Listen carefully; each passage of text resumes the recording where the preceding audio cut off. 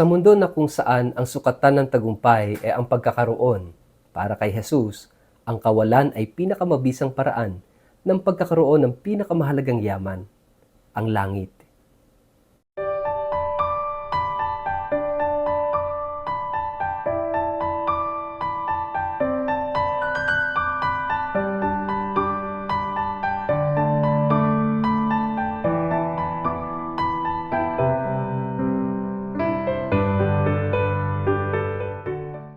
Ang mabuting balita ng Panginoon ayon kay San Lucas. Sinabi pa niya sa kanila, ang anak ng tao ay dapat magdanas ng matinding hirap. Itatakwil siya ng mga pinuno ng bayan, ng mga punong pari at ng mga tagapagturo ng kautusan. Siya ay papatayin, ngunit sa ikatlong araw ay muli siyang mabubuhay. At sinabi niya sa kanilang lahat, ang sinumang nagnanais sumunod sa akin ay kinakailangang itakwil ang kanyang sarili, pasanin araw-araw ang kanyang krus at sumunod sa akin. Ang naghahangad na magligtas ng kanyang buhay ay mawawalan nito. Ngunit ang mawalan ng kanyang buhay alang-alang sa akin ay magkakamit nito. Ano nga ang mapapala ng tao kung makamtan man niya ang buong daigdig, kung mapapahamak naman at mawawala ang kanyang buhay? Ang mabuting balita ng Panginoon.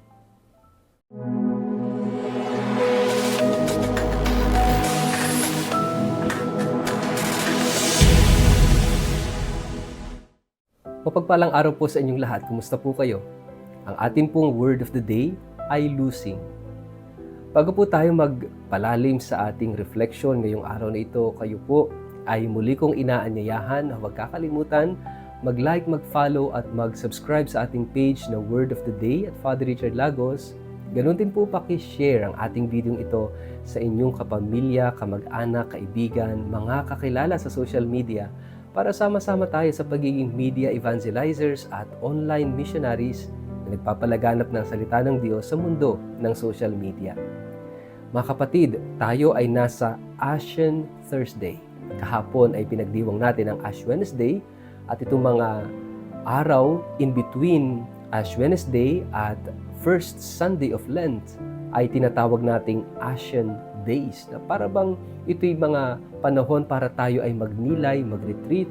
It's like a recollection na kung saan inihahanda natin ang ating sarili para sa mga araw ng Kwaresma. So it's like a preparatory stage para sa pagpasok natin sa journey of Lent. Kaya ngayong araw na ito ay Ashen Thursday. At dinadala tayo ng ating gospel today sa kahalagahan ng kawalan. Parang ito'y kabalintunaan, hindi ito matatanggap ng mundo. To accept that losing is gaining ay hindi maarok ng mundo dahil para sa mundo, batayan ng ating lipunan ng mundong ito ay to be is to have more. To be is to be more. To be is to do more.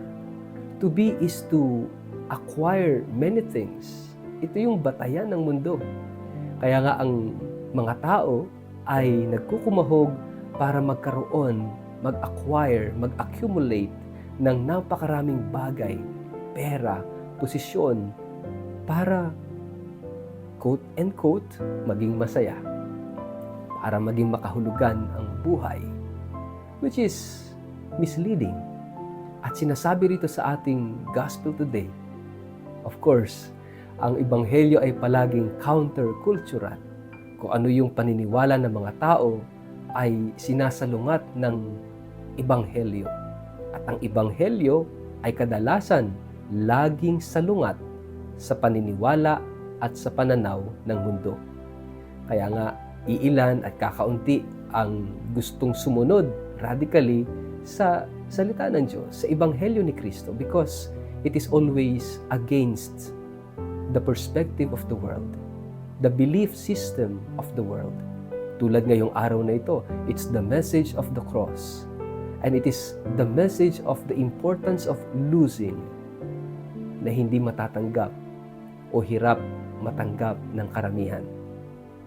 Sabi dito ng ating Panginoon, kung nais nating sumunod sa Kanya, kinakailangan talikdan muna natin ang ating sarili. To lose oneself, to deny oneself. At ito yung napakahirap gawin, ano ho? Yung kalimutan mo yung sarili mo, yung talikdan ang sarili. And then, pangalawa is to carry the cross every day. Imagine, yung kawalan at yung krus ay taliwas sa pagpapahalaga ng mundo. Sino ba naman ang gustong magbuhat ng krus? Sino ba naman ang gusto ng pasakit sa buhay? Of course, as much as possible, gusto nating umalis, gusto nating iwasan, gusto nating talikdan, hindi yung sarili kundi yung krus. Pero dito sa ating gospel, ang tatalikdan daw yung sarili. Tapos bubuhatin yung krus. Ang pananaw ng mundo baliktad. Talikdan yung krus, no? At buhatin mo yung sarili mo. Itaas yung sarili. Mga kapatid, it calls for humility. To lose oneself is to learn how to be humble. At sa konteksto ng kababaang loob, doon lamang natin magagawang magmahal, doon lamang natin magagawang maglingkod, doon lamang natin magagawang pahalagahan ang Diyos at ang ating kapwa.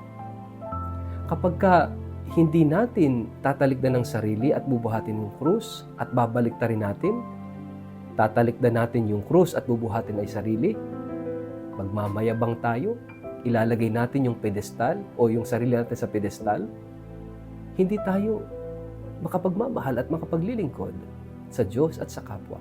And that is why napakahalaga ng panawagan ng Panginoon to lose oneself, to deny oneself. Kasi kapag tinatalikdan natin, kinakalimutan ng sarili, doon lamang magkakaroon ng puwang ang Diyos. Doon lamang magkakaroon ng puwang ang ating kapwa sa buhay natin. Kasi hanggat itinataas ang sarili, inilalagay ang sarili sa pedestal, hindi tayo magkakaroon ng puwang, ng lugar para sa ating kapwa, para sa Diyos. At doon tayo dinadala ni Jesus because yung pagyakap natin sa kapwa, pagyakap natin sa Diyos entails responsibility. And it is the cross of responsibility. Ibig sabihin, mayroon tayong pananagutan sa isa't isa. Mayroon tayong pananagutan sa Diyos at pananagutan sa kapwa. Dinadala tayo ng Ebanghelyong ito sa pagmamahal, pag-ibig sa Diyos at pag-ibig sa kapwa na siyang magbibigay sa atin ng tunay na kahulugan ng ating pagkatao kung bakit tayo nasa mundong ito. Hindi tayo nabubuhay para sa sarili lang.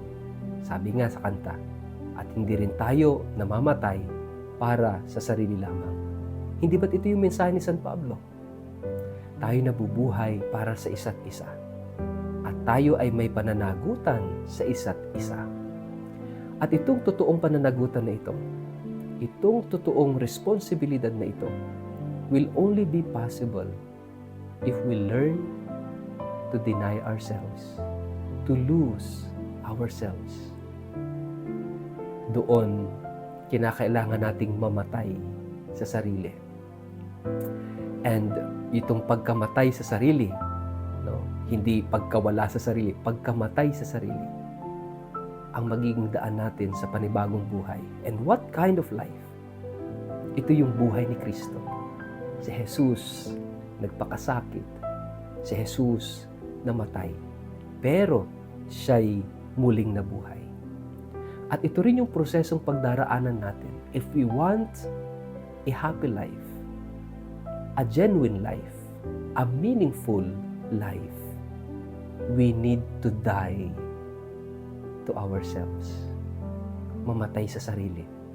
Sapagkat doon lamang tayo mabubuhay para sa iba, para sa Diyos. At ito yung tunay na kayamanan natin na magdadala sa atin sa buhay na walang hanggan. Dahil ang totoong pagmamahal, ang siyang buhay at magbibigay buhay magpakailanman. Mga kapatid, sana po as we journey this season of Lent, sana matutunan natin ito. Hingin natin sa Diyos ang grasya that we learn and endure, paano ba tayo mamamatay sa sarili? Paano ba natin iaalay ang ating sarili to lose ourselves upang tayo ay magkaroon ng lugar at puwang para sa ating kapwa at higit sa lahat para sa Diyos. Amen. Sa ngalan ng Ama at ng Anak at ng Espiritu Santo. Amen. Ama naming Diyos, ituro mo sa amin ang karunungan na mamatay sa sarili, to lose ourselves, at buhatin namin ang krus araw-araw, that cross of love and responsibility.